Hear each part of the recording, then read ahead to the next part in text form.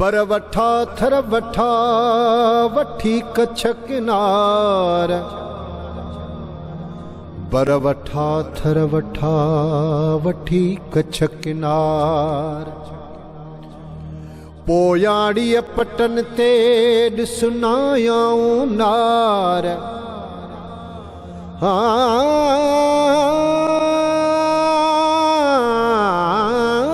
पोयाड़ीअ पटन ते ॾिसनायाऊं नार। सबाझे सतार लाथा ॾुर्त ॾेहतां।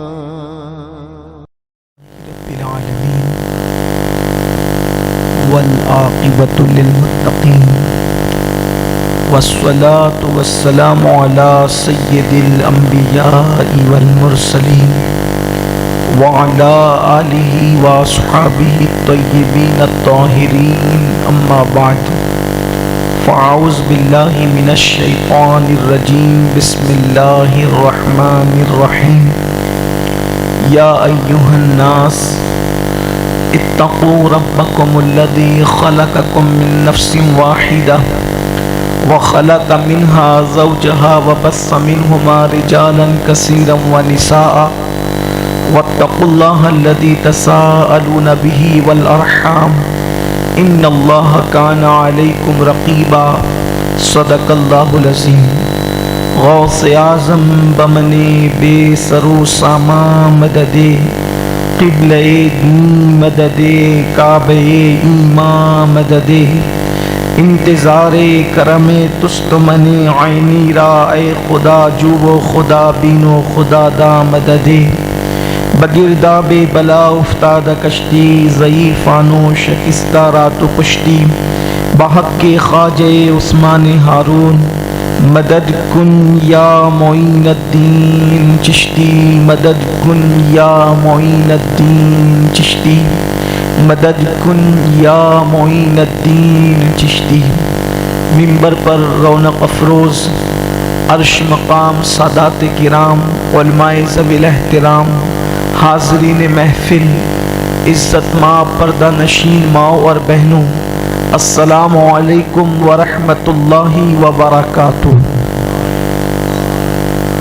نہایت ادب اور احترام کے ساتھ اپنے اور ساری کائنات کے مرکز عقیدت، انیس بے کساں چارہ ساز درد منداں، ہم غریبوں کی غم گسار، ہم فقیروں کی ثروت، شہر یار ارم تاجدار حرم، نو بہار شفاعت، شب اسرا کے دولہا نوشے بزم جنت، دانائے سبل مولائے کل ختم الرسل، خسرو خوباں سیاح لامکاں وجہ کن فکاں، در اللہ المکنون سر اللہ المخزون، عالم ما کانا وما یکون، آب و گل انبیاء جانو دل اصفیاء، مطلع ہر سعادت مقطع ہر سیادت، خلاصہ کائنات فخر موجودات، حضور احمد مجتبی محمد مصطفیٰ، ارواحنا فدا صلی اللہ تعالی علیہ وآلہ وصحبہ وبارک وسلم کی بارگاہ بے کس پناہ میں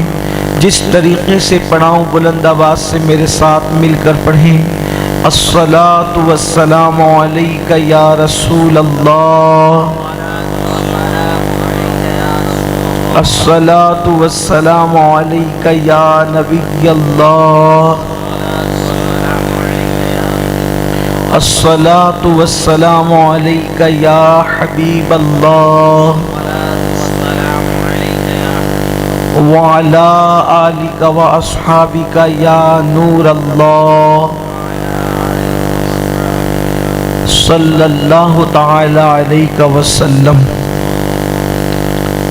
لحد میں عشق رخ شہ کا داغ لے کے چلے، لحد میں عشق رخ شہ کا داغ لے کے چلے، اندھیری رات سنی تھی چراغ لے کے چلے، تیرے غلاموں کا نقش قدم ہے رائے خدا، تیرے غلاموں کا نقش قدم ہے رائے خدا، وہ کیا بہک سکے جو یہ سراغ لے کے چلے، اور جنا بنے گی محبان چار یار کی قبر، جنا بنے گی محبان چار یار کی قبر، جو اپنے سینوں میں یہ چار باغ لے کے چلے۔ آج کی یہ محفل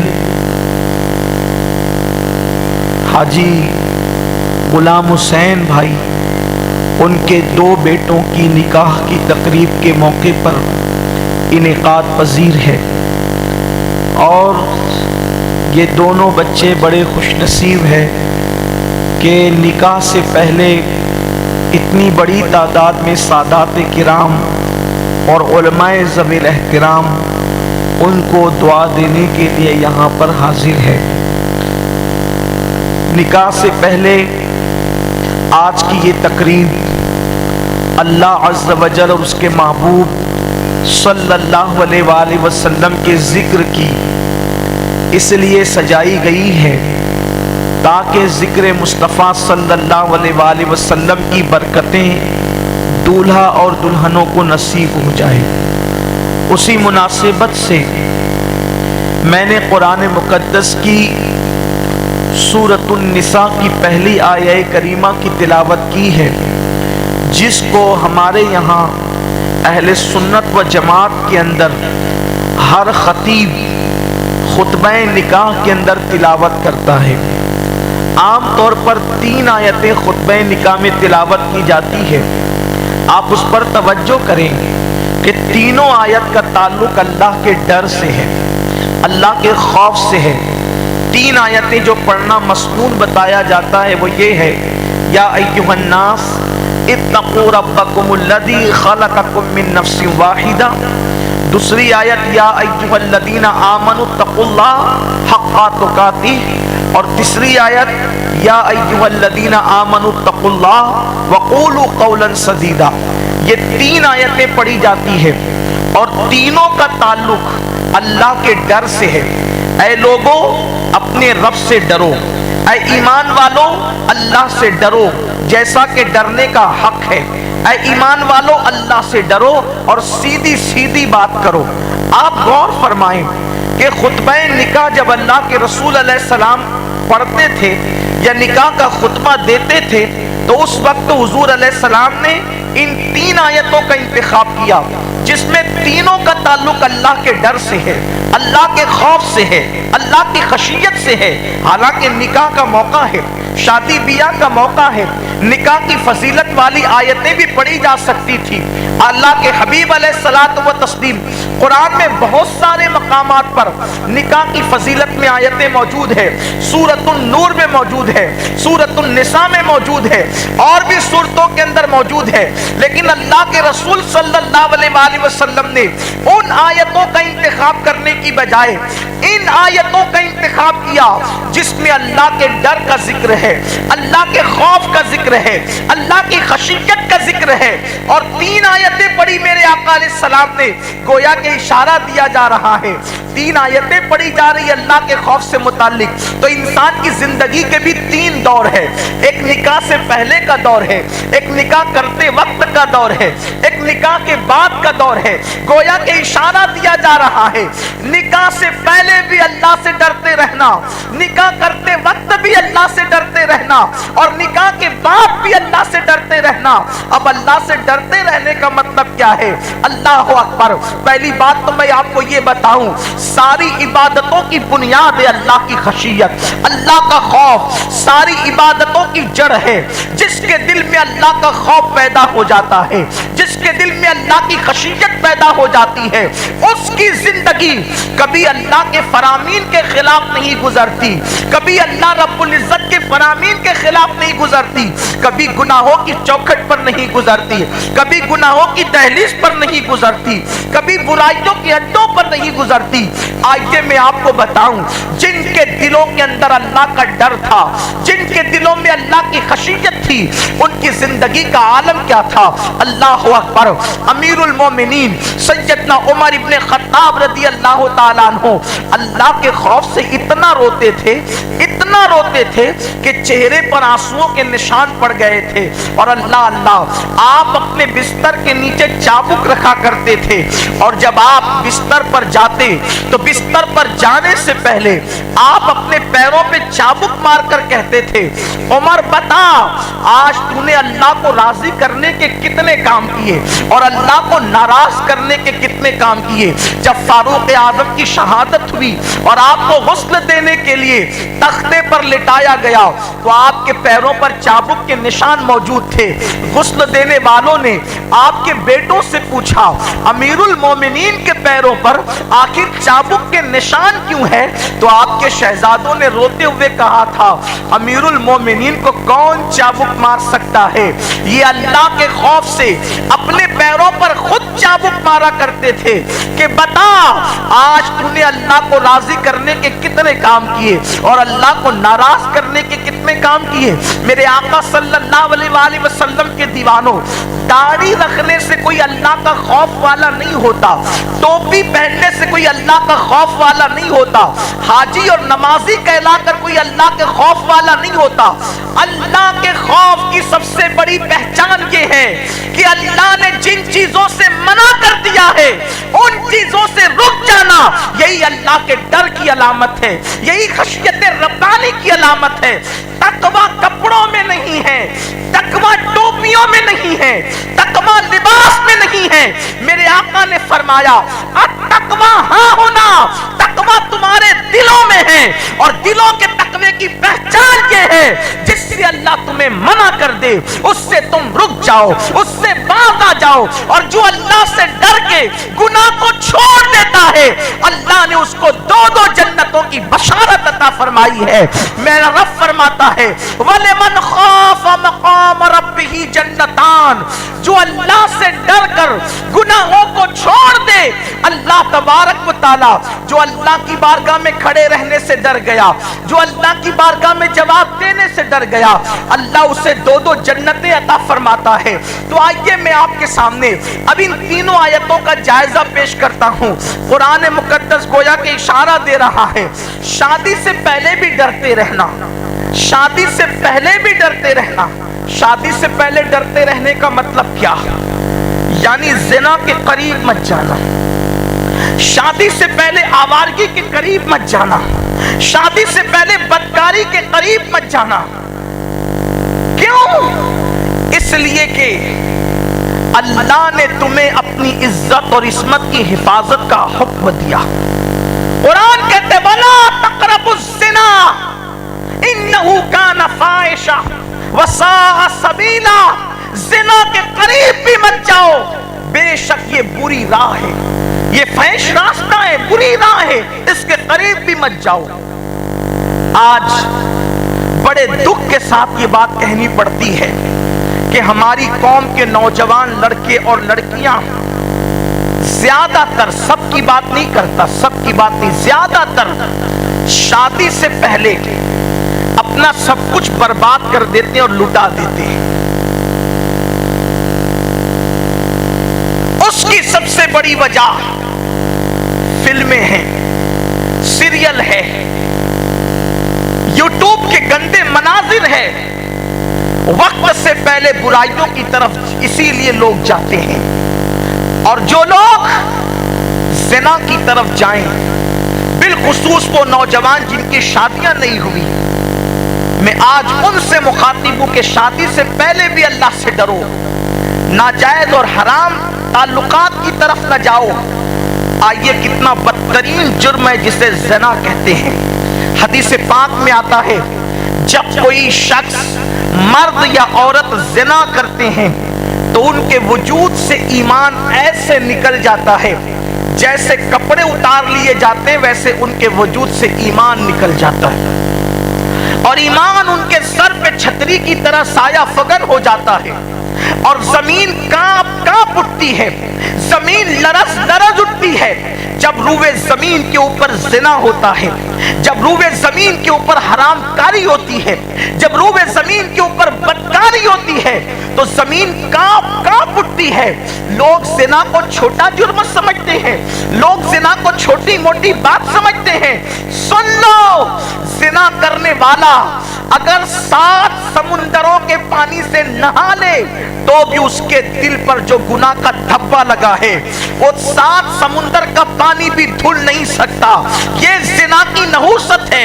اور یاد رکھنا, ہر گناہ کی سزا گناہ کرنے والے کو ملتی ہے.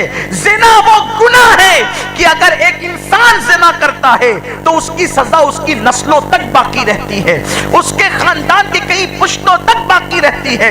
اس لیے اللہ میری قوم کو اس بدی سے بچائے. اسی لیے تو اسلام نے زنا کرنے والوں کے لیے جتنی سخت سزا رکھی ہے اتنی سخت سزا کسی کے لیے نہیں رکھی ہے. اللہ اکبر. کاش کہ میری قوم کے جوان سمجھتے, کاش کہ میری قوم کے جوان بیٹے اور بیٹیاں سمجھتے, چند لمحوں کی لذت کے لیے اپنی نسلوں کو تباہ نہ کرو, اپنی نسلوں کو برباد نہ کرو, اپنی نسلوں کو اللہ کے نام کا شکار نہ کرو. اللہ اکبر. تو زمین لرزتی ہے, زمین کانپ اٹھتی ہے اور زمین اللہ کی بارگاہ میں عرض کرتی ہے, اے اللہ, جس نے میرے وجود کے اوپر زنا کیا تو مجھے اتنا اختیار دے دے کہ میں 2 حصوں میں چر جاؤں اور اس کو اپنے اندر دبوچ لوں.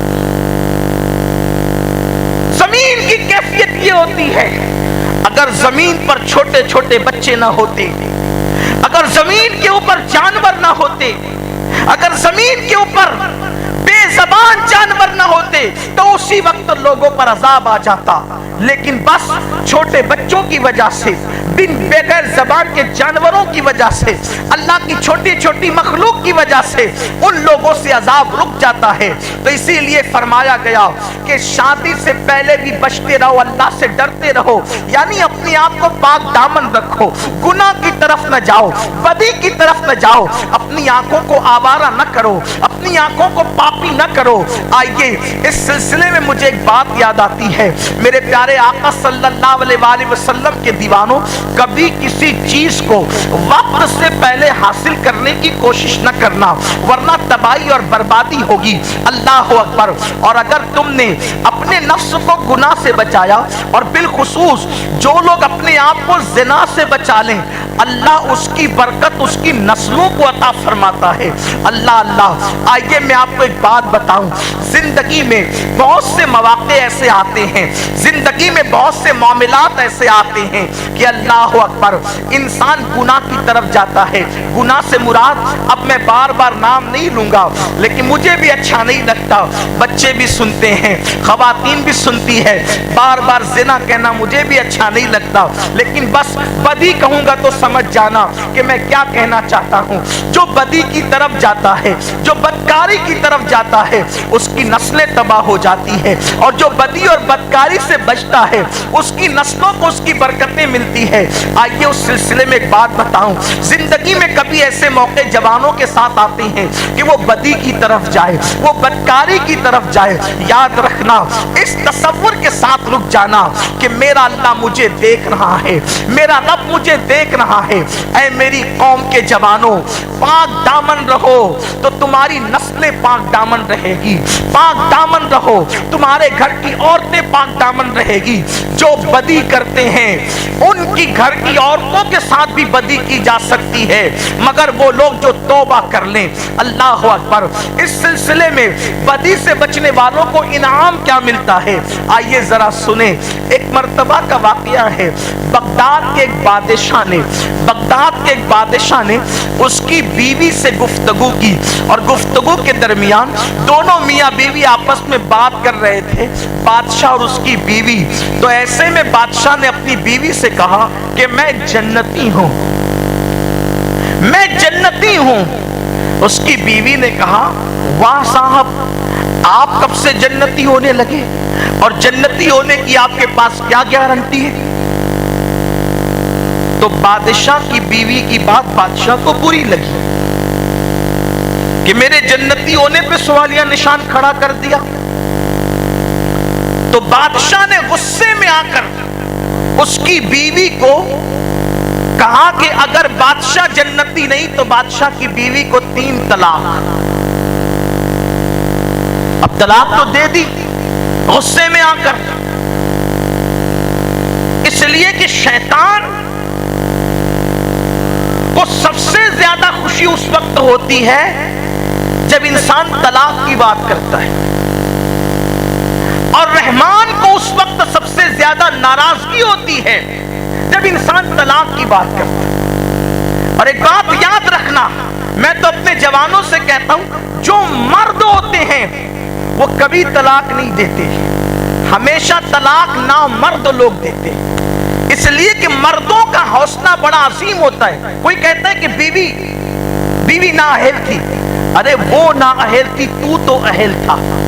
نااہل کو سنبھال کر لے کر چلنا یہ اہل لوگوں کا کام ہوتا ہے، چھوڑ دینا اس سے بڑی نااہلی کیا ہے۔ اور یاد رکھنا، بیوی کسی کی بھی ہو، بیوی ہوتی ہے۔ میری اور آپ کی بیوی کی حیثیت کیا ہے؟ حضرت ابراہیم علیہ السلام کی بیوی حضرت سارہ نے ایک مرتبہ آپ سے زبان درازی کی تو حضرت ابراہیم علیہ السلام نے اللہ سے شکایت کی، اللہ میری بیوی میرے ساتھ زبان درازی کرتی ہے، تو اللہ نے جواب دیا، ابراہیم میں نے عورت کو ٹیڑھی پسلی سے پیدا کیا ہے، یہ ٹیڑھی ہے، اس کے ساتھ نباہ کر لو، سیدھی کرنے کی کوشش مت کرنا ورنہ توڑ دو گے۔ جب نبی کو اللہ تسلی دے رہا، نبی کی بیوی سے اچھی کس کی بیوی ہو سکتی، لیکن ان کی بیوی نے بھی زبان درازی کی۔ کچھ لوگ یہ سمجھتے ہیں کہ مردوں ہی کو حق ہے بات سنانے کا، غصہ کرنے کا، عورتوں کو کوئی حق ہی نہیں ہے۔ تو آپ بیوی بنا کر لائے ہیں یا کنیز بنا کر لائے، غلام بنا کر لائے، کیا بنا کر لائے؟ اگر بیوی بنا کر لائیں تو جیسے آپ کا دل ہے ویسے اس کا دل ہے، جیسے کبھی آپ سنا سکتے ہیں ویسے وہ بھی سنا سکتی ہے، جیسے کبھی آپ غصے میں آ سکتے وہ بھی غصے میں آ سکتی ہے، کیونکہ وہ بھی انسان ہے۔ اور اپنی بیویوں کو حق دو تاکہ وہ اپنے دل کی بات تمہارے پاس رکھ سکیں، وہ نہ رکھے گی تو کون رکھے گا؟ میں اس کی طرف ابھی نہیں آتا، لیکن اتنا ضرور کہتا ہوں کہ اللہ کو طلاق دینے والے بندے سخت ناپسند ہیں، طلاق کی بات نہ کیا کرو۔ آج کل تو چھوٹی چھوٹی باتوں پہ لوگ طلاق دیتے ہیں، اللہ کو ناپسند ایسے بندے، اور جو اپنی بیوی پہ ظلم کرے ان کو طلاق دے دیں، اگر وہ پہاڑوں جیسی نیکیاں لائے تو بھی اللہ قیامت کے دن اس کی نیکیوں کو رد کر دے گا۔ اس لیے بیویوں پہ کبھی ظلم نہیں کرنا۔ تو بادشاہ نے کہا اگر میں جنتی نہیں تو بادشاہ کی بیوی کو 3 طلاق تو دے دیا۔ غصے میں آ کے، بادشاہ کی بیوی بڑی خوبصورت تھی، بہت خوبصورت اس کی بیوی تھی، بے چین ہو گیا، بے قرار ہو گیا، شیطان نے تو بلوا دیا 3 طلاق، لیکن پھر پریشان ہوا، تو پریشان ہونے کے بعد بڑے بڑے علماء کو بادشاہ نے بلایا، اور بلانے کے بعد کہا بھائی بتاؤ میں نے ایسا ایسا کہہ دیا، طلاق ہوئی کہ نہیں ہوئی؟ وہ سارے علماء کہنے لگے بادشاہ سلامت، جنتی کون ہے جہنمی کون ہے اس کا فیصلہ دنیا میں نہیں کیا جا سکتا، اس کا فیصلہ تو آخرت میں ہوگا کہ جنت میں کون جائے گا اور کون نہیں جائے گا، اور جب تک آپ کا جنتی ہونا معلوم نہیں ہوگا تب تک آپ کی بیوی طلاق سے بچ نہیں سکتی۔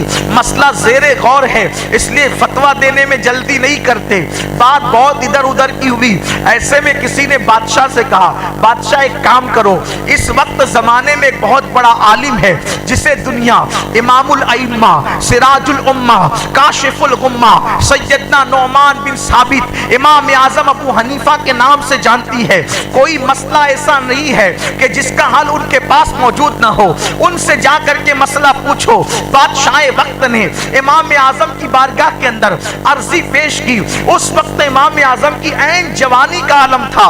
امام اعظم رضی اللہ تبارک و تعالیٰ عنہ بادشاہ کے دربار میں تشریف لائے، اور آنے کے بعد بادشاہ سے کہا بادشاہ یہ بتا تیری زندگی کا سب سے عجیب واقعہ کون سا ہے، تیری زندگی کا سب سے عجیب واقعہ کون سا ہے؟ بادشاہ نے کہا امام میری تو پوری زندگی عجیب ہے۔ فرمایا عجیب سے عجیب واقعہ اپنی زندگی کا، جو سب سے عجیب واقعہ وہ بیان کر۔ بادشاہ نے بیان کیا۔ اب بادشاہ کیا کہتا ہے سنو، اور جنتی لوگوں کی پہچان بھی سنو۔ اللہ اکبر۔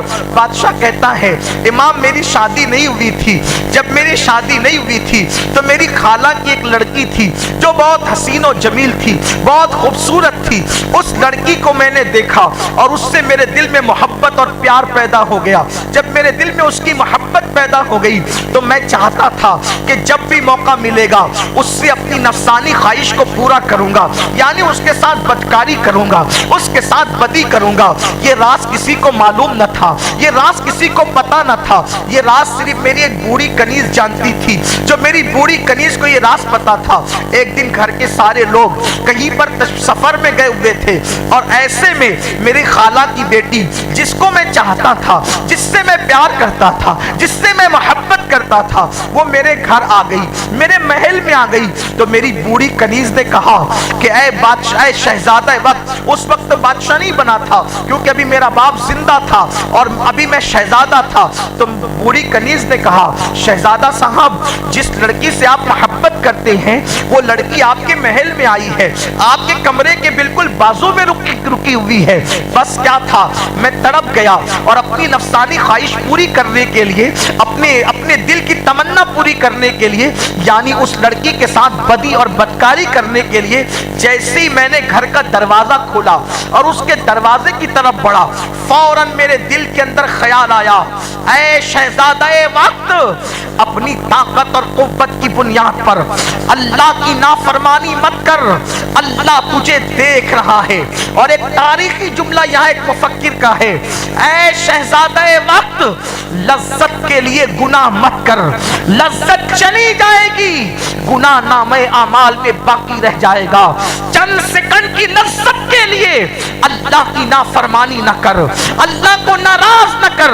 وہ بادشاہ کہتا ہے شہزادگی کا عالم تھا، جوانی اور شباب کا عالم تھا. جیسے میں لڑکی کے دروازے کی طرف بڑھنے لگا، میرے دل میں خیال آیا اللہ دیکھ رہا ہے. میں اس لڑکی کی طرف بڑھنے کی بجائے میں فوراً مسجد کی طرف چلا گیا.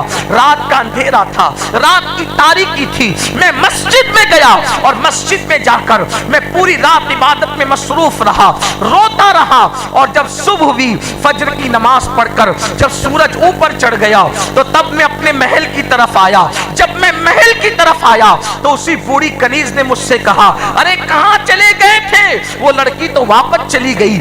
پھر میں نے سجدہ شکر ادا کیا، اللہ تیرا بڑا کرم ہے کہ تو نے مجھے اتنے بڑے گناہ سے بچا لیا، اتنے بڑے پاپ سے بچا لیا. امام اعظم نے اسی دربار میں ارشاد فرمایا بادشاہ تیری بیوی پر طلاق واقع نہیں ہوئی، انشاءاللہ تم جنت میں جاؤ گے، اور ایک جنت نہیں بلکہ تمہیں دو جنتیں ملے گی. دوسرے علماء موجود تھے، کہنے لگے امام دلیل کے بغیر ہم نہیں مانیں گے، پہلے آپ کو دلیل پڑھنی پڑے گی. امام اعظم نے فرمایا میرا اللہ قرآن میں فرماتا ہے وَلِمَنْ خَافَ مَقَامَ رَبِّهِ جَنَّتَانِ، جو اللہ کی بارگاہ میں کھڑے ہونے سے ڈر گیا اور گناہ سے باز رہا، اللہ اس کو دو جنتیں عطا فرمائے گا. تو بادشاہ تو ایک جنت کا نہیں بلکہ دو جنت کا مالک ہے. جوانی آتی ہے چلی جانے کے لیے، جوانی آوارگی کے لیے نہیں ہے، جوانی عیاشی کے لیے نہیں ہے، جوانی منمانی کے لیے نہیں ہے، جوانی اپنے طور پر زندگی گزارنے کے لیے نہیں ہے. یاد رکھنا جوانی کے یہ خوبصورت لمحات ڈھل جائیں گے، جلدی سے ختم ہو جائیں گے. جوانی کو ڈھونڈو گے، جوانی کو آواز دو گے، جوانی کے لیے تڑپو گے، جوانی کے لیے ترسو گے، لیکن یہ جوانی ملے گی نہیں، اس لیے کہ جوانی ایک بار چلی جاتی ہے تو دوبارہ پھر نہیں آتی. اور اللہ نے جوانی بدی کے لیے نہیں دی، بدکاری کے لیے نہیں دی، آوارگی کے لیے نہیں دی. اللہ نے جو جوانی دی ہے اپنی عبادت کے لیے دی ہے. اور سن لو دوسروں کے خوف سے گناہ چھوڑنے والوں، اگر لوگ دیکھ رہے ہوں، لوگ دیکھ رہے ہیں، لوگوں کے دیکھنے پہ ہم گناہ نہیں کرتے اور اللہ دیکھ رہا ہے، اللہ دیکھ رہا ہے اور اس کے دیکھنے پہ گناہ کرتے ہیں. تو اللہ کیا کہتا ہے اے میرے بندے جتنی عزت تو نے پبلک کو دی اتنی عزت بھی تو نے اپنے اللہ کی نہیں کی. سوچو تو صحیح، جتنی عزت تو نے اپنی پبلک کو، اپنی عوام کو دی، بولو مجھے بتاؤ کیا کوئی پبلک پلیس پر جا کر کے بدی کرے گا؟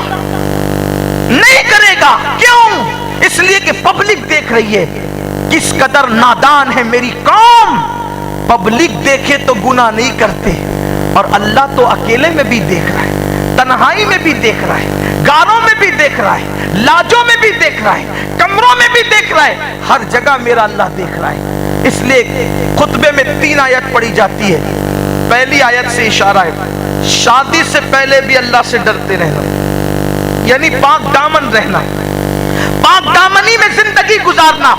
میرے آقا فرماتے ہیں جو جوانی میں پاک دامن رہے گا اللہ قیامت کے دن اس کو عرش کا سایہ عطا فرمائے گا. سب کے لیے قیامت کا دن 50,000 سال کے برابر ہوگا، اور جن کو عرش کا سایہ ملے گا ان کے لیے قیامت کا دن صرف ظہر کی 4 رکعت نماز کے برابر ہوگا. اتنا شارٹ کر دیا جائے گا اس کے لیے قیامت کا دن. اس لیے پاک دامن رہو. پھر دوسری چیز، جب شادی کرو تو بھی اللہ سے ڈرو. شادی کرو، شادی کے وقت بھی پہلے تو اللہ سے ڈرو، پاک دامن رہو. شادی کرتے وقت بھی اللہ سے ڈرو. کیوں؟ یعنی شادی کرو تو ایسی کوئی خرافات اور ناجائز کام مت کرو جس سے اللہ ناراض ہو. آج کل شادی لوگ کرتے ہیں، ایک سنت پر عمل کرنے کے لیے نکلتے ہیں، ایک سنت، اور سینکڑوں بدعت اور خرافات میں ڈوب جاتے ہیں. مسلمانوں کی شادی میں ڈھول کا کیا کام؟ مسلمانوں کی شادی میں ڈی جے کا کیا کام؟ مسلمانوں کی شادی میں گانوں کا کیا کام؟ مسلمانوں کی شادی میں نچنیوں کا، ناچنے والوں کا کیا کام؟ مسلمانوں کی شادی میں خرافات کا کیا کام؟ آپ سے میں پوچھنا چاہتا ہوں، ایک بات صرف پوچھنا چاہتا ہوں، جتنے بیٹھے ہیں میری ایک بات پر توجہ کرنا. میں اپنے دل کی گہرائیوں سے اپنے دل کا درد تمہارے دل کے دروازے پہ رکھنا چاہتا ہوں. سب سے، میری مائیں اور بہنیں بیٹھی ان سے بھی، اور آپ سب سے پوچھنا چاہتا ہوں، مجھے بتاؤ اگر تمہارے گھر میں شادی ہے اور شادی کے موقع پر تم نے ایسا کوئی کام کیا جس سے تمہاری ماں کا دل دکھ گیا، تو بولو اب کیا اس شادی کے اندر خوشیاں رہے گی؟ کیا اس شادی کے اندر برکت رہے گی؟ ذرا مجھے ہاتھ اٹھا کر کے جواب دو. اس لیے کہ آپ آج تھوڑا دور بیٹھے ہو، کیونکہ شادی کا اسٹیج ہے، جلسے کا اسٹیج نہیں ہے، تو آپ کو مجھ سے دور کر دیا گیا، مجھے آپ سے دور کر دیا گیا، اس لیے آپ کی آواز مجھ تک نہیں آ سکتی. لیکن بتاؤ، شادی کے موقع پر کوئی ماں کا دل دکھائے تو اس شادی میں برکت رہ سکتی ہے؟ ہاتھ اٹھا کے جواب دو، برکت رہ سکتی ہے؟ نہیں. کوئی ماں کا دل دکھائے اس شادی کے اندر رحمت اتر سکتی ہے؟ نہیں. کوئی ماں کا دل دکھائے اس شادی کے اندر کبھی جو ہے وہ اللہ اکبر بہاریں اور خوشیاں آ سکتی ہیں؟ نہیں. اب مجھے بتاؤ اے میری قوم کے جوانوں اور اے شادیوں کے اندر ڈی جے بجانے والوں، جب تم شادیوں میں ڈی جے بجاتے ہو، جب تم شادیوں میں ناچ گانا کرتے ہو، جب تم شادیوں میں خرافات کرتے ہو، تو اس وقت مصطفیٰ جان رحمت کا دل دکھتا ہے. جس شادی میں ماں کا دل دکھے اس شادی میں برکت نہیں ہوتی، تو جس شادی میں نبی کا دل دکھایا جائے اس شادی میں برکت کیسے ہو سکتی ہے؟ آج شادی خانہ آبادی نہیں ہوتی بلکہ شادی خانہ بربادی ہوتی ہے. لوگ کہتے ہیں مولانا میرا داماد مجھے بہت تکلیف پہنچاتا ہے. میں کہتا ہوں ناچ ناچ کے تو نے داماد لایا، جب ناچ کر داماد لائے گا تو وہ تجھے نچائے گا نہیں تو کیا کرے گا؟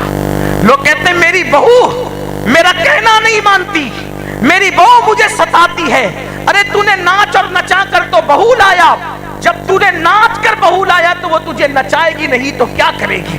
اس لیے اسلام میں ناچ گانا نہیں. اور آپ کو بتاؤں، ناچ گانے کرنے والوں اور بالخصوص شادی کے موقع پہ ناچ گانا کرنے والوں، دھیان سے سننا، غور سے سننا. اللہ اکبر. اچھا آپ لوگ قریب آنے لگے، ماشاءاللہ محبت ہے یہ کچھ والوں کی. درود شریف پڑھ لیں آپ. اللہ جیتا رکھے، آپ کو لمبی عمر عطا کرے. میرے ایک جملے پر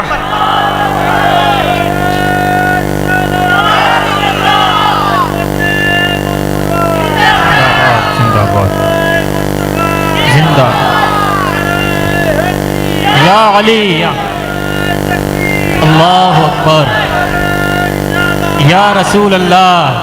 حالانکہ میں نے آپ کو آنے کے لیے نہیں کہا تھا، لیکن یہ آپ کی محبت ہے کہ میرے جملے پہ لوگ کرسیوں کے لیے لڑتے ہیں، کیا محبت ہے کچھ والوں کی کرسیاں چھوڑ کر زمین پر آ گئے۔ سبحان اللہ۔ نعرہ تکبیر، نعرہ رسالت، نعرہ حیدری۔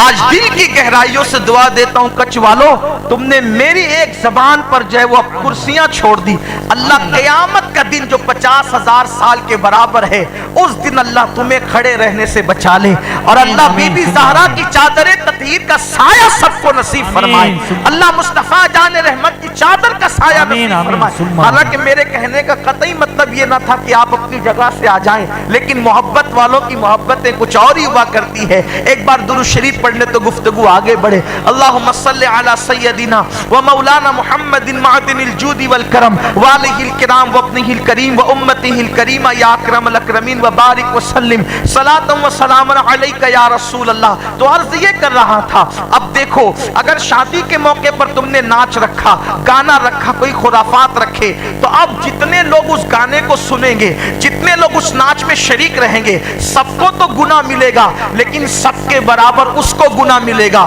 جس کے گھر کی شادی کے اندر ناچ ہو رہا تھا۔ اب آپ مجھے بتاؤ، ایک انسان کے ایک گناہ کی سزا، ایک انسان کے ایک گناہ کی سزا اگر اللہ سارے انسانوں پہ ڈال دے تو سارے انسان مل کر بھی ایک انسان کے ایک گناہ کی سزا کو برداشت نہیں کر سکتے۔ پوری قوم کے گناہوں کا وبال جس شادی گھر کے ذمہ دار پر ہوگا، بتاؤ وہ کیسے برداشت کرے گا۔ اس موقع پر میں اپنی بہنوں سے بھی کہتا ہوں، عورتیں نہیں مانتی، عورتیں کہتی نہیں مولانا بیٹے کی شادی ہے، بیٹی کی شادی ہے، دل کی ارمان تو نکالنے دو، یعنی ہمیں بھی ناچ لینے دو، ہمیں بھی نچا لینے دو۔ مجھے بتاؤ، جس نبی نے پتھر کھا کر اللہ کا دین ہمارے گھروں تک پہنچایا، جس نبی نے طائف کی وادیوں کے اندر پتھر کھائے اور اللہ کا دین ہمارے گھر تک پہنچایا، جو نبی 3 سال تک کے شعب ابی طالب میں قید رہے اور اللہ کا دین ہم تک پہنچایا، اس نبی کے دل کا تمہیں کوئی خیال نہیں؟ مجھے بتاؤ، ہم زمین میں دھس چکے ہوتے، ہم پر پتھر برس چکے ہوتے، کب سے ہمارے چہرے بدل چکے ہوتے۔ یہ مصطفیٰ جان رحمت کی رحمت ہے کہ ان کے وجود ناز کے صدقے ہم گناہ کر رہے ہیں اور ہم پر عذاب نہیں آتا، ہم محفوظ ہیں مصطفیٰ جان رحمت کے صدقے میں۔ ان کے دل کا تو خیال کرو، سب کے دل کا خیال کرنے والوں اپنے نبی کے دل کا خیال کرو۔ شادی اور بھی طرح سے کی جا سکتی ہے، میلاد کرو، خوشیوں کا اظہار کرو، غریبوں کو کھانا کھلاؤ، حرام کام کرنا کوئی ضروری ہے؟ اور سن لو، جہاں حرام ہے وہاں برکت نہیں ہے۔ دیکھو 2 چیزیں دل میں یاد رکھنا، حرام میں برکت نہیں ہے اور حرام سے برکت نہیں ہے۔ توجہ آپ کی، سمجھو آسانی سے، حرام میں برکت نہیں، حرام سے برکت نہیں۔ کتے حرام ہے، سور حرام ہے، بولو کیا کسی کے دروازے پہ بندے ہوئے ملتے ہیں؟ ملتے ہیں؟ بولو نہیں ملتے۔ کیوں؟ ایک تو حرام ہے، اس میں برکت نہیں، یعنی اتنی تعداد میں ہے ہی نہیں کہ وہ ہر دروازے پہ بندے رہیں، اور اگر کوئی باندھ بھی لے تو اس کے باندھنے کی وجہ سے برکت نہیں ہوگی، نہ اس میں برکت ہے نہ اس سے برکت ہے۔ لیکن بکری آپ کو اکثر دروازوں پہ بندھی ہوئی ملے گی، کیوں؟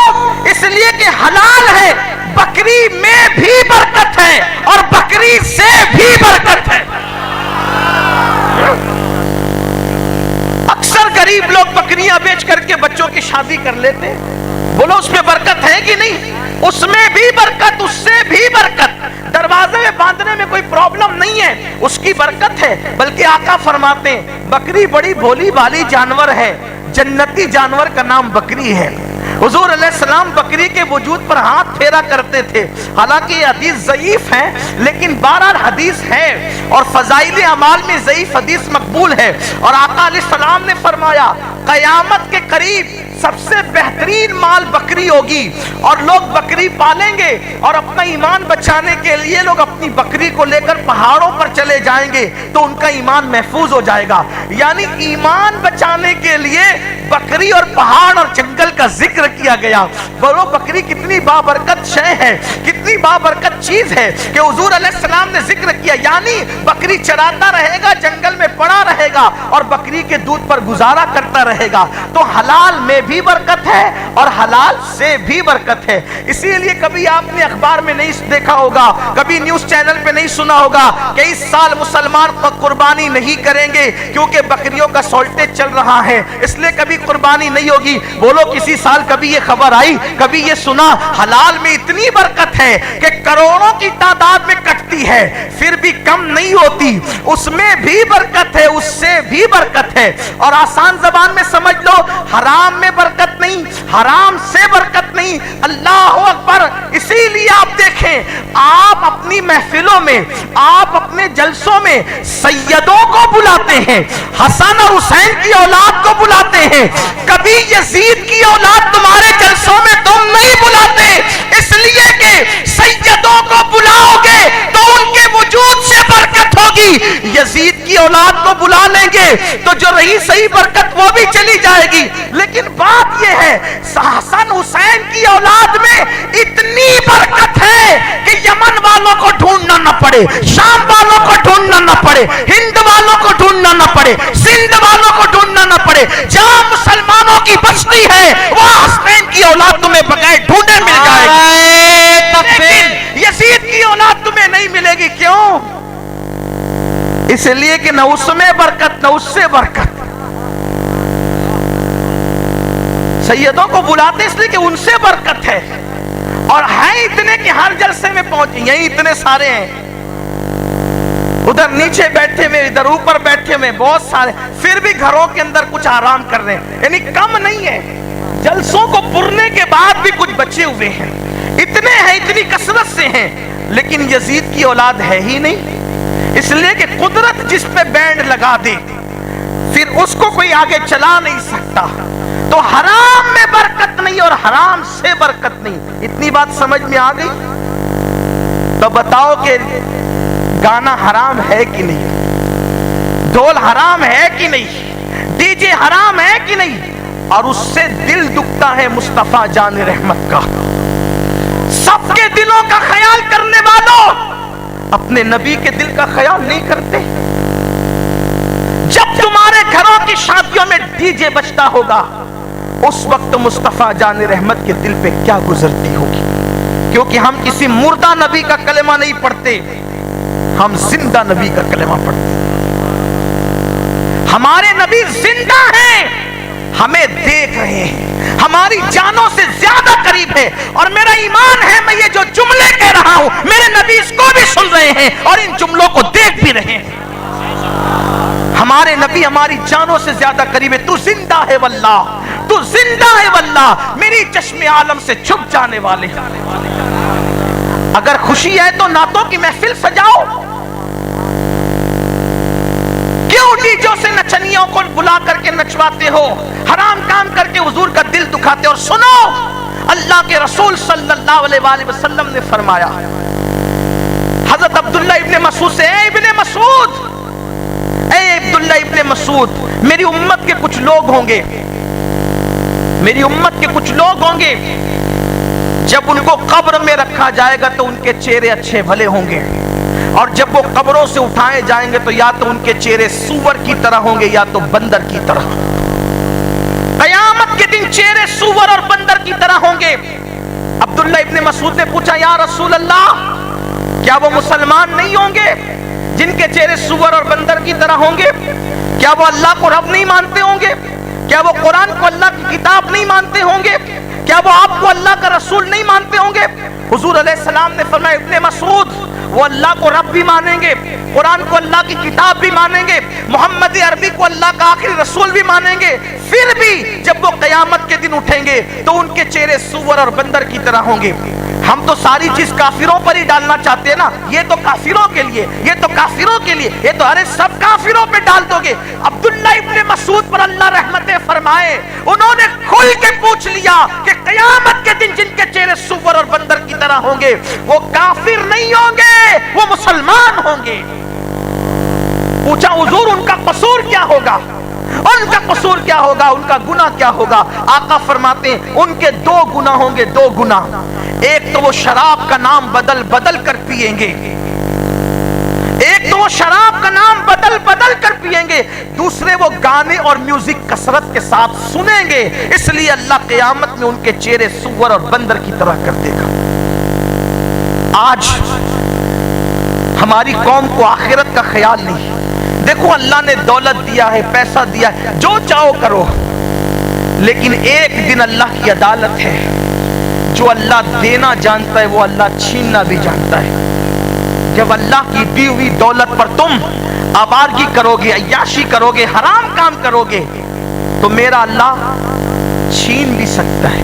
وہ بہت غیرت والا ہے, بہت غیرت. آج مغلوں کی اولاد کہاں ہے؟ مغل بادشاہوں کی اولاد کہاں ہے تمہیں پتا ہے؟ کہاں ہے مغلوں کی اولاد؟ کوئی ٹھیلا ڈھکیل رہا ہے, کوئی چائے بیچ رہا ہے. یہ مغلوں کی اولاد کا حال ہے. جن مغلوں نے صدیوں تک ہندوستان پہ حکومت کی, آج ان کی اولاد کٹورا لے کر بھیک کیوں مانگ رہی ہے؟ کیونکہ اللہ نے جب ان کو نوازا تھا تو انہوں نے اللہ کی فرما برداری کرنے کی بجائے اکثر مغل بادشاہوں نے اللہ کی نافرمانی کی تھی. ایک ایک مغل کے محل کے اندر کئی کئی عورتیں رکھی جاتی تھی, ان کے ساتھ مجرے ہوتے تھے, ان کے ساتھ بدکاریاں ہوتی تھی. اس لیے یاد رکھنا, اللہ نے عزت دی, اس کا کبھی غلط استعمال نہیں کرنا. اللہ نے ڈگری دی, اس کا کبھی غلط استعمال نہیں کرنا. اللہ نے جوانی دی, اس کا کبھی غلط استعمال نہیں کرنا. اللہ نے عمر دی, اس کا کبھی غلط استعمال نہیں کرنا. اللہ نے دولت دی, اس کا کبھی غلط استعمال نہیں کرنا. دیا کس نے؟ اللہ نے دیا ہے. اور اللہ کی دولت لے کر, اللہ کی دی ہوئی عمر لے کر, اللہ کی دی ہوئی جوانی لے کر, اللہ کی دی ہوئی قوت لے کر اسی کی نافرمانی کر رہے ہو, اسی کو ناراض کر رہے ہو, اسی کے فرامین کو پیٹ کے پیچھے ڈالے ہوئے ہو. آپ کو نہیں پتا کہاں ہے فرعون.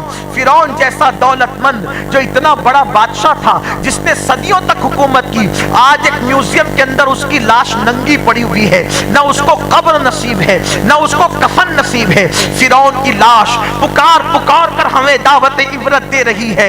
اے دولت کی بنیاد پہ اللہ کی نافرمانی کرنے والوں, اے دولت کی بنیاد پر عیاشیوں کے اڈے تعمیر کرنے والوں, ذرا میرا انجام بھی دیکھ لو, ذرا میرے انجام پر بھی نظر کرو کہ اللہ اکبر, میں نے اللہ کی نافرمانی کی تو ہو کیا گیا. اس لیے میں اپنے جوانوں سے کہتا ہوں, جب خود کی شادی کرنا تب بھی, اپنی اولاد کی شادی کرنا تب بھی, اپنے بوڑھوں سے کہتا ہوں اپنے پوتے اپنے نواسیوں کی شادی کرو تو تب بھی اتنا خیال کرنا کہ اس شادی میں میرے نبی کا دل نہ دکھے, اس شادی میں میرے رسول کا دل نہ دکھے. یاد رکھنا, ورنہ میرے آقا منہ پھیر لیں گے, اور اگر انہوں نے منہ پھیر لیا تو پھر اللہ کی رحمت منہ پھیر لے گی.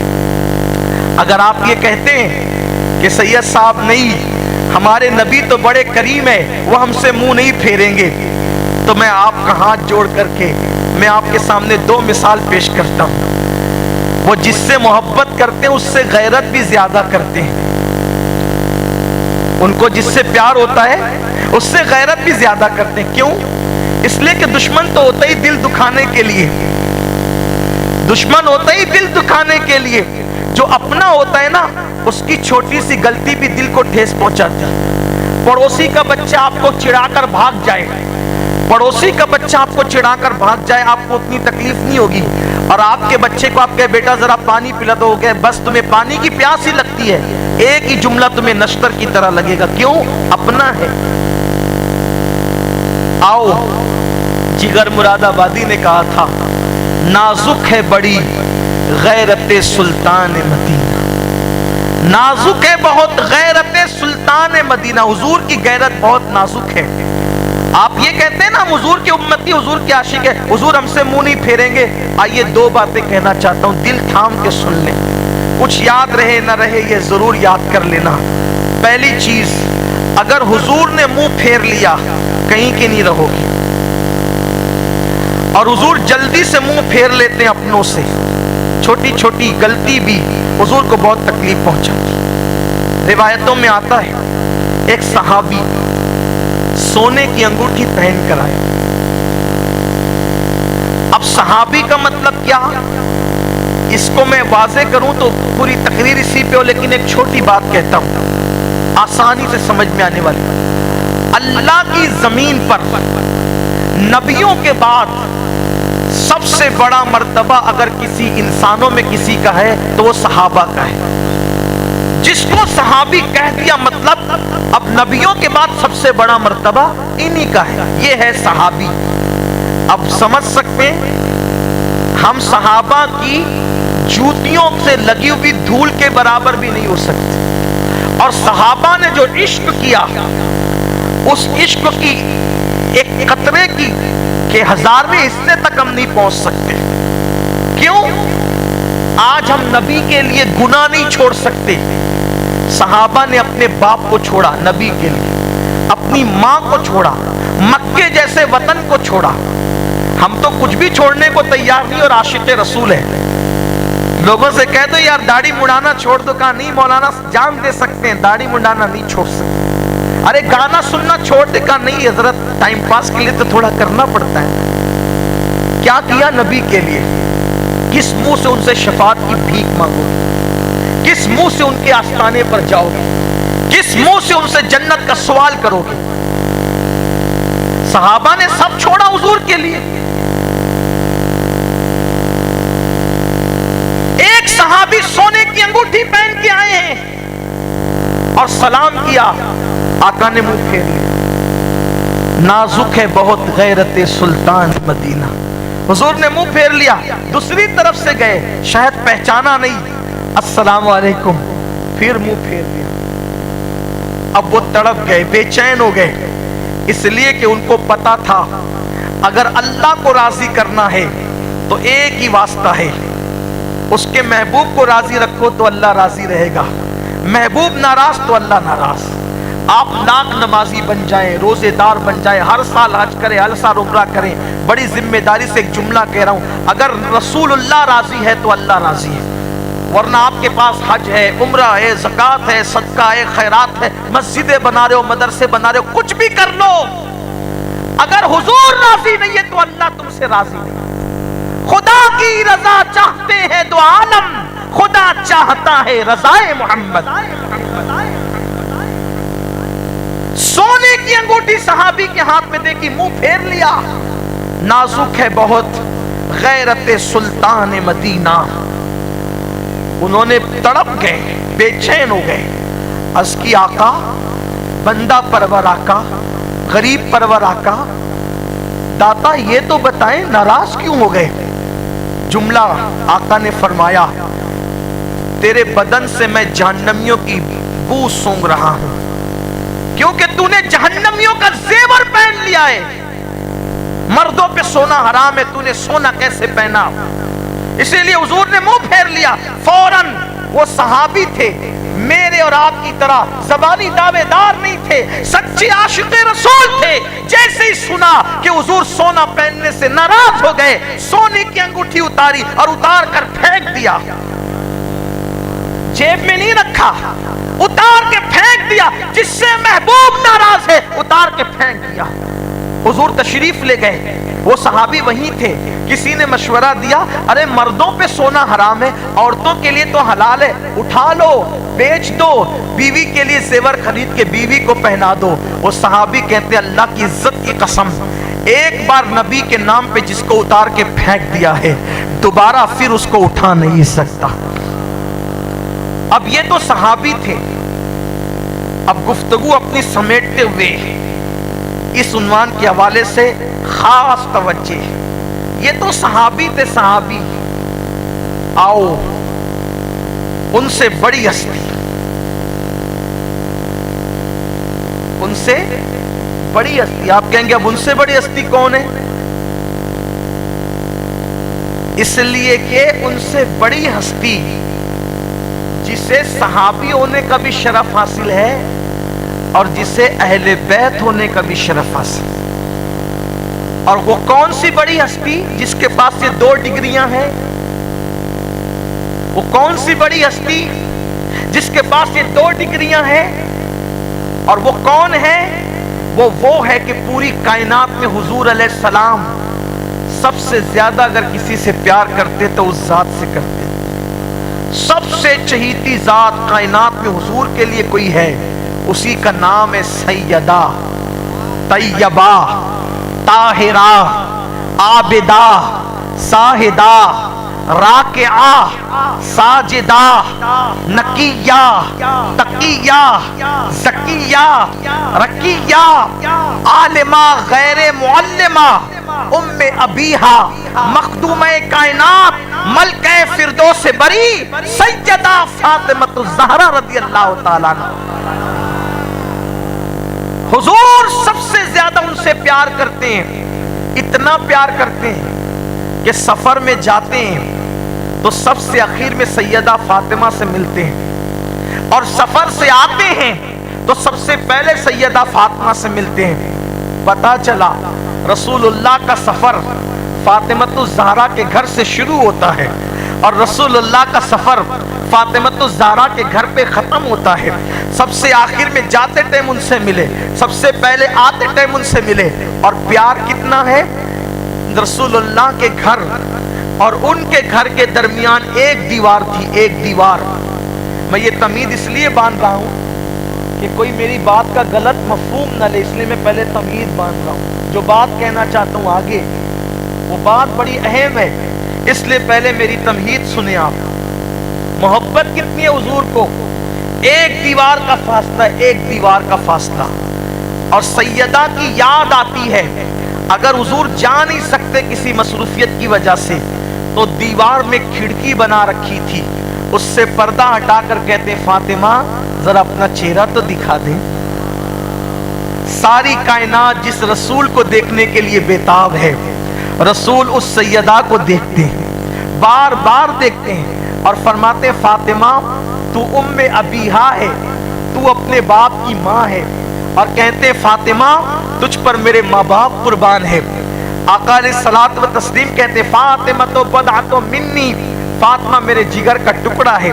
इसके राजी होने से अल्लाह राजी होता है, इसके नाराज होने से अल्लाह नाराज होता है। इतनी बात आपने सुन ली, उस औरत जैसी, उस खातून जैसी, उस मुकद्दस खातून जैसी कोई औरत दुनिया में नहीं है, जिसके बाबा सैयदुल अंबिया, जिसके बेटे हसनैन करीमैन, जिसके शौहर ताजदार विलायत, खातिमुल विलायत, फातह खैबर, मौला मुश्किल कुशा सैयदना अली करमल्लाहु ताला वजहुल करीम, जिसकी बहनें ज़ैनब बिनते मोहम्मद, जिसकी बहन रुक़ैया बिनते मोहम्मद, जिसकी बहन उम्मे कुलसूम बिनते मोहम्मद, जिनकी अम्मी खदीजतुल कुबरा, जिसको अल्लाह अर्श से सलाम नाजिल फरमाता है। ये है सैयदा फातिमा ज़हरा। आप ये सोचते हैं ना कि मैं कुछ भी करूंगा हुजूर मुझसे चेहरा नहीं फेरेंगे। अब आओ, ईमान वाले दिल पे हाथ रखो। सिर्फ ये तालीम उम्मत के लिए बताया जाता है और तालीम उम्मत के लिए है, वरना सैयदा का मर्तबा बहुत बड़ा है। मेरे नबी सैयदा फातिमा से कभी नाराज नहीं हुए, मेरे आका सैयदा फातिमा से कभी नाराज नहीं हुए, लेकिन तालीम उम्मत के लिए अल्लाह अकबर। आओ आओ, अपने घरों के अंदर नाच गाने करने वालों, दाढ़ियां मुंडाकर गटरों में फेंकने वालों, नमाज के वक्त में अपने घरों पर गेम मोबाइल में खेलने वालों, मोबाइल पर गंदे मनाजिर देखकर रसूलुल्लाह का दिल दुखाने वालों, हराम कारोबार करके नबी के दिल को तकलीफ पहुंचाने वालों, क्या समझते हो कि जन्नत अपने बाप की है, यूं ही मिल जाएगी? आओ आओ, जिसके बाबा की जन्नत थी उनके साथ कितनी गैरत की गई है, नाजुक है बहुत गैरत सुल्तान मदीना। एक मर्तबा मेरे आका सैयदा फातिमा से मिलने के लिए उनके घर तशरीफ लाए। अब जरा दिल के कानों से सब मेरी माँ बहनें भी आप भी सुने, सैयदा फातिमा से मिलने के लिए मेरे आका उनके घर आए। आका दरवाजे पे खड़े थे, क्या मंजर देखा कि सैयदा फातिमा की दीवारों पर पर्दे लटके हुए हैं, सैयदा फातिमा की दीवारों पर पर्दे लटके हुए हैं। अब वो पर्दे लटके हैं, आकाए करीम ने जैसी पर्दे देखा तो फरमाया हम खिड़की दरवाजों पर तो पर्दे डालते हैं, ये दीवारों को कपड़े पहनाना कब से शुरू कर दिया? हुजूर ने चेहरा फेर लिया, हुजूर ने चेहरा फेर लिया, अंदर नहीं गए। जिससे सबसे ज्यादा प्यार करते हो, अगर उनके घर की दीवार पे पर्दे देखें तो चेहरा फेर ले, नाराज होकर नहीं, सिर्फ तालीम उम्मत के लिए कि जब सबसे ज्यादा महबूब बेटी के साथ अगर उनकी शान के खिलाफ कोई काम देख रहा हूं तो चेहरा मैंने फेर लिया तो तुम कौन हो? हुजूर ने चेहरा फेर लिया और चेहरा फेर के हुजूर वापस चले गए।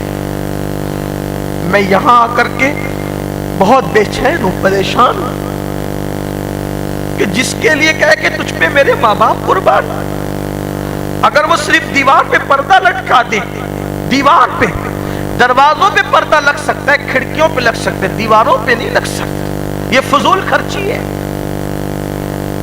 लटक गया पर्दा, लटका दिया पर्दा दीवार पर। हुजूर ने चेहरा फेरा, मुंह फेरा, वापस चले गए। सैयदा को खबर हुई कि दीवारों के पर्दे देख के बाबा वापस चले गए। उसी वक्त सैयदा ने पर्दे नोच दिए, फाड़ के फेंक दिए। जिसकी वजह से मेरे बाबा चले जाएं वापस, वो मेरे दीवारों पर कैसे लटक सकते हैं? अब यहां पर पहुंचकर मुझे अपना ख्याल आता है कि कहां वो जात जो सबसे प्यारी हो, उसकी दीवारों पर मिजाज के खिलाफ पर्दे देखें तो हुजूर चेहरा फेर के वापस चले जाएं। अगर हमारी कब्र में हुजूर आए, हमारी कब्र में हुजूर आए, और कब आए? जब सबसे ज्यादा जरूरत हुजूर की हो। बोलो, मरने के बाद बाप काम नहीं आता, मरने के बाद भाई काम नहीं आते, मरने के बाद माँ काम नहीं आती, मरने के बाद दोस्तों अहबाब काम नहीं आते। सब मुंह पर मनो मिट्टी डालकर वापस चले जाते हैं। कब्र का अंधेरा है, 2 गज जमीन है, न बिस्तर है, न तकिया है, न कोई गमखार है, न कोई गमगुसार है। उस वक्त तो इंसान सोचता है बाप कहाँ, माँ कहाँ, दोस्त कहाँ, भाई कहाँ, बेटे कहाँ, माल कहाँ, कारोबार का कुछ नहीं। ऐसे में एक सदा आती है, मेरे उम्मती घबरा मत। गोया की निदा आती, मेरे उम्मती घबरा मत। अगर तुझे सबने छोड़ दिया तो छोड़कर चले जाने दे। जब सारे रिश्ते मुंह फेर के चले गए, अब आमिना का लाल आता है तुझे थपकियां देने के लिए। अब हुजूर कब्र में आए, हुजूर कब्र में आए, और आने के बाद चेहरे पे दाढ़ी न देखें और मुंह फेर के वापस चले जाए। हुजूर कब्र में आए और ये कहे कि ओ गुस्ताख और गद्दार, मुझसे इश्क का दावा करता था और तूने मस्जिदों को वीरान कर दिया था।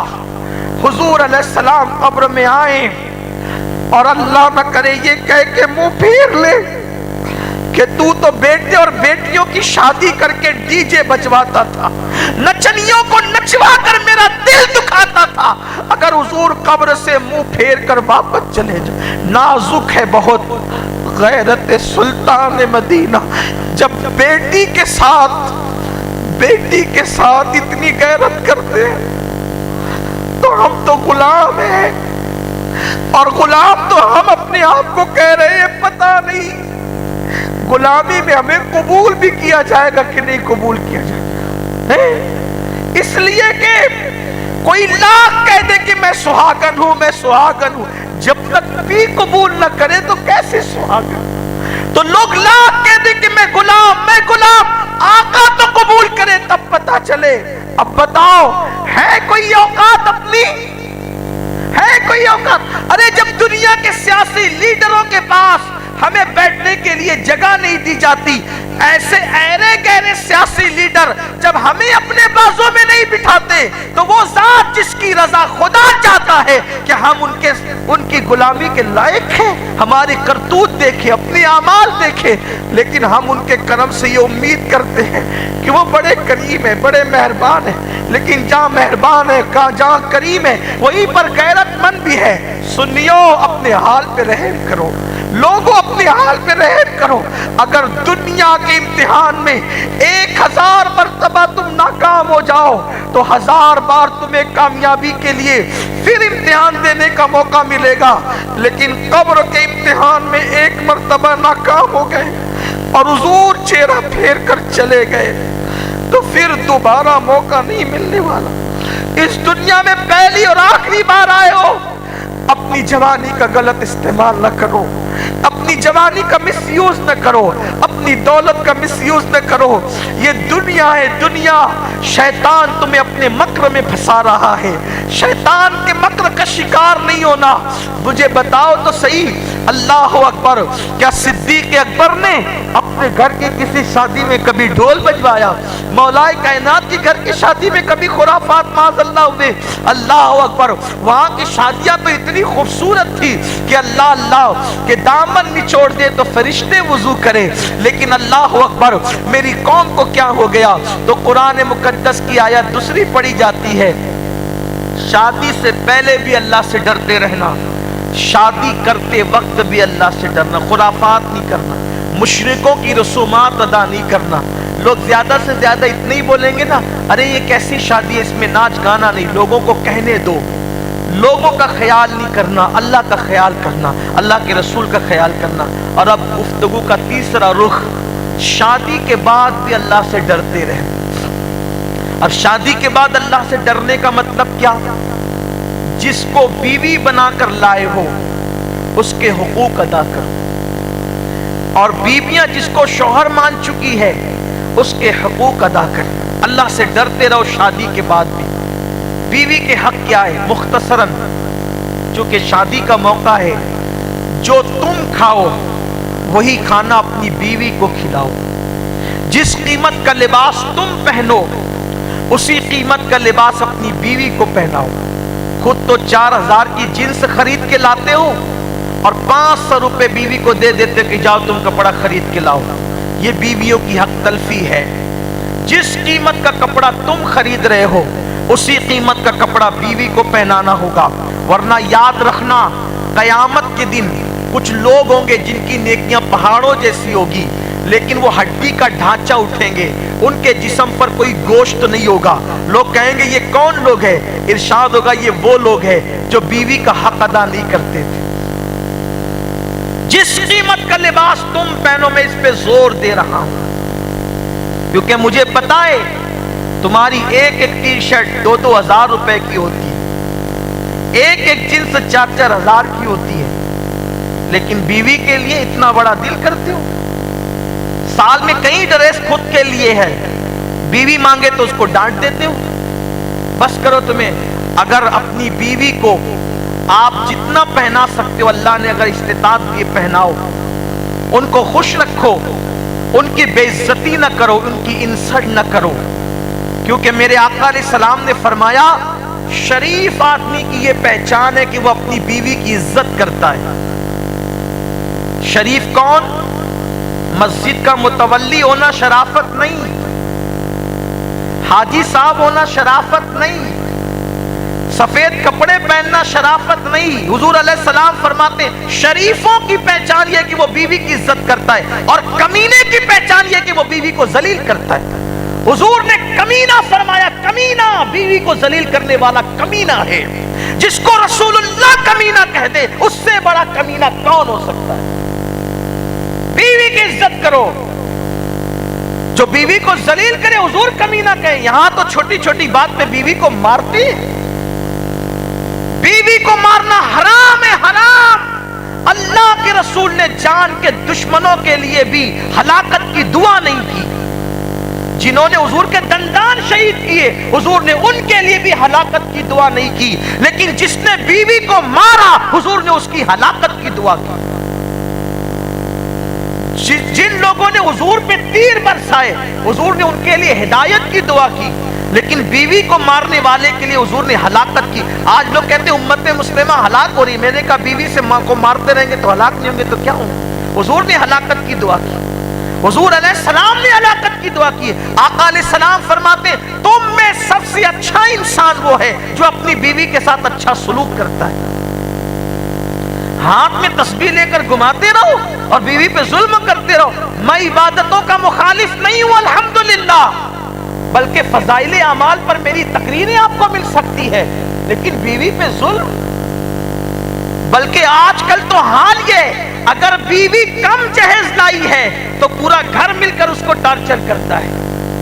और फिर कौम की बेटियां دریا میں ڈوب کر جان دینے تک کے لیے مجبور ہو رہی ہیں. حالانکہ جو بیٹیاں ڈوب رہی ہے وہ بھی اچھا نہیں کر رہی ہے, ہم اس کی تائید نہیں کرتے, لیکن یہ ضرور ہے کہ بیوی اگر زیادہ جہیز نہ لائی تو تم ٹارچر کرو گے.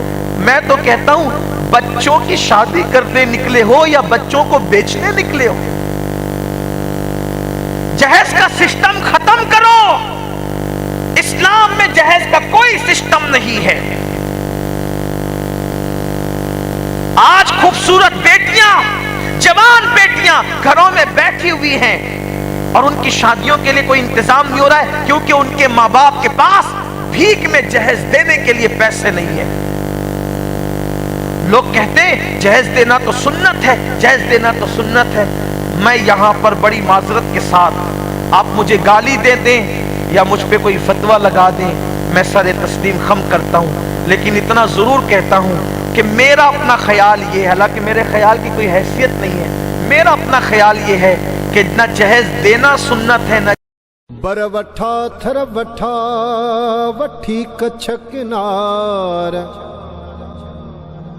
बर वठा थर वठा वठी कच्छ किनार.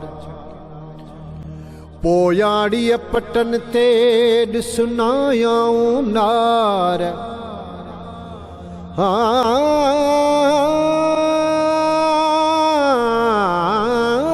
पोयाड़ी पटन ते ॾिसनायाऊं नार. सबाझे सतार लाथा ॾुर्त ॾे हतां.